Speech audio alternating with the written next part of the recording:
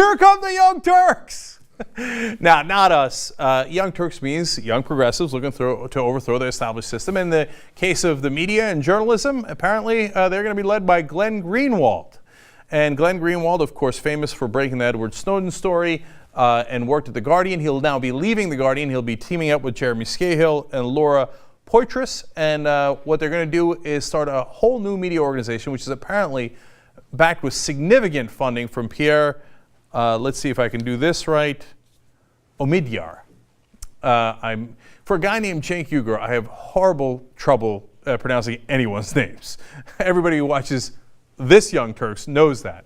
But I love this project. Now, we know the general direction that they're going. We know that it's not just going to be about political news, governmental news. It's not just going to be about NSA or civil liberties. We know it's going to be more general news. It's going to be sports, entertainment, etc. But you also know the integrity of the people that are setting it up. You also know their inclinations, meaning that they are inclined not politically in one direction or another. And I think you'd be probably pretty surprised with some of Glenn Greenwald's political opinions. I know because I've had him on the show extensively, and I've had him debate Larry Lessig, of all people. And he's a really principled guy that doesn't neatly fall within Democratic or Republican lines, and that's true of Jeremy Scahill as well. Laura Poitras, I don't know as well, but I know those two guys.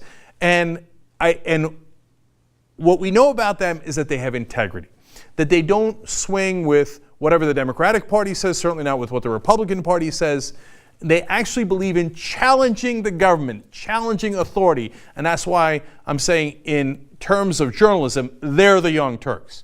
And the fact that Pierre Omidyar is putting apparently a lot of money behind this is great news. Look, investigative reporting is a really hard thing to do. It costs a lot of money, and it doesn't give you a lot of money in return. And so it's a tough business to run. Now, if you don't know, Omidyar is the founder of eBay. He's got $8.5 billion. And he's apparently very interested in news to begin with. He had actually started the Honolulu Civil Beat because he cared about doing local news right at that level. He wound up partnering up with Huffington Post to do Huffington Post Hawaii. And if you looked at his tweets during the time that Glenn Greenwald was breaking the NSA story, he was very, very supportive. And first of all, Glenn points out that he had to take this position, even though The Guardian was terrific to him and they broke great stories together. He said it was a once-in-a-career dream journalistic opportunity. And you know where they stand. Jeremy Scahill says, look, we've got great things coming up. And he had said this before this news even broke. He said that they're working on a project right now that has at its center how the National Security Agency plays a significant central role in the U.S. assassination program. Okay?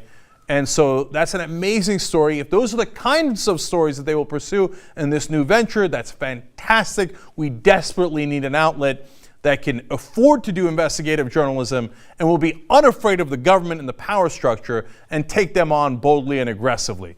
And then finally, on the guy backing it, he had asked the eBay founder, can we be truly free if we are surveilled all the time, if we have no privacy?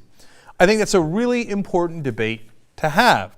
In fact, just this past Tuesday when the Washington Post broke the story that we covered here on this show called The Young Turks, we told you about how they were collecting all of our information and our buddy lists, our group of friends, etc., from Yahoo, Gmail, and all these other places through foreign sources. It would be breaking the law if they collected it here in the U.S., but they go abroad and find a way to collect it there, and they go, oh, that's a loophole in the law.